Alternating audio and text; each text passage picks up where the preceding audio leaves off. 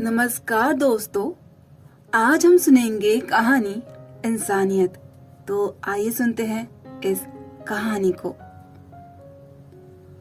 हम सब एक ऐसी दुनिया में रह रहे हैं जहां एक इंसान दूसरे इंसान की मदद करने के लिए 10 बार सोचता है।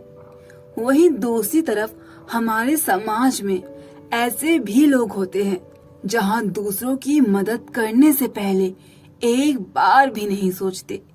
तो आइए सुनते हैं ऐसी ही एक कहानी को। सोनाली 25 वर्ष की युवती थी जो गुवाहाटी में अपने पति के साथ रहती थी। सोनाली एक फौजी खानदान में पली बड़ी थी। देश का ऐसा कोई क्षेत्र नहीं था जिसे उसने ना देखा हो। उसके पिता की पोस्टिंग हर साल किसी न किसी राज्य में हो ही जाया करती थी। कभी दिल्ली, शिमला, मुंबई, ऐसे ही हर जगह वो सब देख चुकी थी। उसे शहरी जीवन बिल्कुल रास नहीं आता था। दिल्ली, मुंबई जैसे महानगरों को वह बहुत घूम चुकी थी। उसे ना ही ऊंची ऊंची बिल्डिंगें पसंद आती थी और ना ही लंबी लंबी गाड़ियां। उसके पति एक कंपनी में काम करते थे और वो अपना बुटीक संभालती थी। फैशन डिजाइनिंग में उसे बहुत ही रुचि थी। वो अपना काम घर से ही संभालती थी।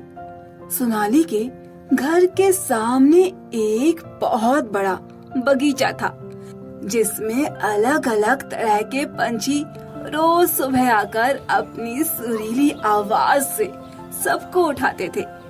तोते, गिलहरियां, ऐसा कोई पंछी नहीं होगा जो उस बगीचे में ना आता हो। सोनाली की सुबह इन्हीं के साथ उगती और उन्हीं के साथ ढलती। रोज की तरह सोनाली सुबह उठकर अपने बागान में चाय की चुस्कियां ले रही थी। तभी अचानक एक बिल्ली अपने बच्चे को मुंह में दबाए भागी भागी आ रही थी, जैसे उसके पीछे कोई पड़ा हो। वो उसके सामने आकर म्याऊं म्याऊं करने लगती है और उस छोटे से बच्चे को उसके सामने रख देती है। वो छोटा सा मासूम जानवर सोनाली को अपनी मोटी मोटी आंखों से तकने लगा। उसे एक पल नहीं लगता ये समझने में कि वो बिल्ली उससे क्या चाहती थी। वो चाहती थी कि वो उसके बच्चे को दूसरे जंगली जानवर से बचाए। सोनाली उस बात को समझ जाती है और उस बच्चे को अपने हाथों से उठाकर डब्बे में रख देती है और उसे पाल लेती है। एक रोज जब सोनाली उसे खाना देने के लिए सुबह बाहर निकलती है तो वो बिल्ली का बच्चा उसे कहीं नहीं दिखता। बिल्ली के बच्चे की माँ सोनाली के पास पैरों के पास आती है और उसे म्याऊं म्याऊं करके कुछ बताने की कोशिश करती है और उसे दिखाते हुए वो भागकर उस घर के पाइप के पास जाकर कुछ इशारा करती है। सोनाली को 2 पल नहीं लगता ये समझने में कि उसका बच्चा उसी पाइप में गिरा होगा। वो घबरा जाती है और भागकर उस पाइप पर हाथ मारती है। उसके अंदर से उस बच्चे की म्याऊं म्याऊं की आवाज आ रही थी। सोनाली को बिल्कुल समझ नहीं आता कि वो क्या करे और उस बच्चे को बाहर कैसे निकाले। उसे ये डर भी था कि वो बिल्ली का बच्चा दम घुटने से मर ना जाए। वो अपने पति को पुकारती है। उसकी आवाज सुनकर आसपास के घरों से लोग भी बाहर आ जाते हैं।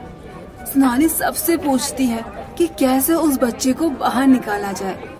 किसी को कुछ भी समझ नहीं आ रहा था कि वो सब उस मासूम जान को कैसे बाहर निकाले।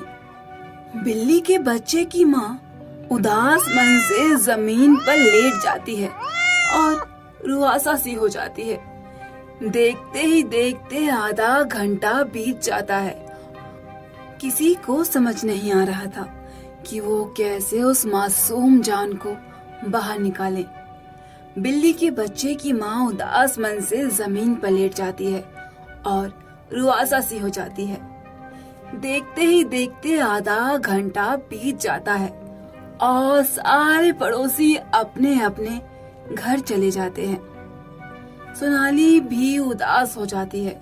उसे अब भी समझ नहीं आ रहा था कि वो कैसे उसे बाहर निकाले। वो एक तरकीब सोचती है। वो जल्दी से किसी के पास से मजदूरों का नंबर ले आती है और उन्हें फोन लगाती है। 2 घंटे और बीत जाते हैं। सोनाली उस बिल्ली को पुकारे जा रही थी, मगर अब तो कोई आवाज भी नहीं आ रही थी। कहीं ना कहीं उसको डर भी लगने लगा था। 2 घंटे बाद कुछ मजदूर वहां पहुंचते हैं। सोनाली उन्हें डांटते हुए कहती है, आप लोगों ने इतनी देर कैसे लगा दी?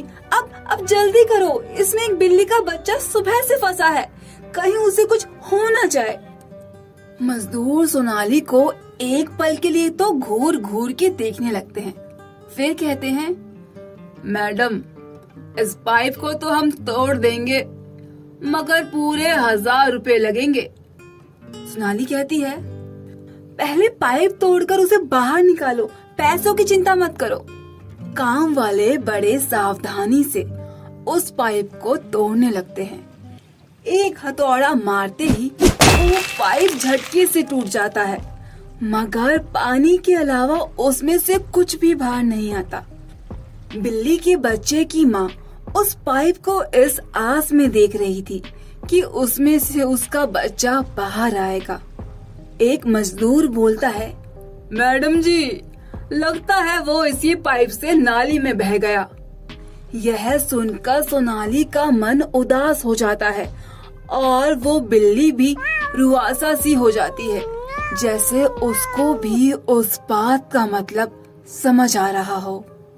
तभी म्याऊं म्याऊं की आवाज आती है। वो आवाज सुनकर सोनाली की आंखें चमक से भर जाती हैं।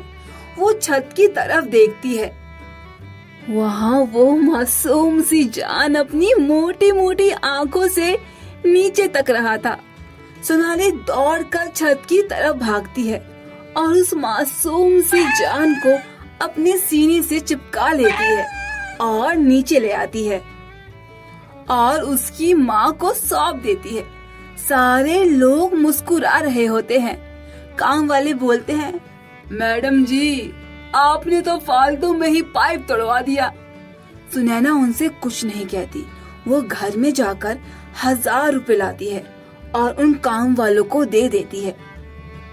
शाम को सुनैना के पड़ोसी उससे कहते हैं, सुनैना, तुमने 1000 रुपए यूं ही बर्बाद कर दिए, वो तो ऊपर था। सुनैना हंसते हुए कहती है, अरे कोई नहीं, कम से कम उस मासूम की जान तो बच गई। तो इस तरीके से सुनैना ने उस छोटे से मासूम जान की जान बचाई।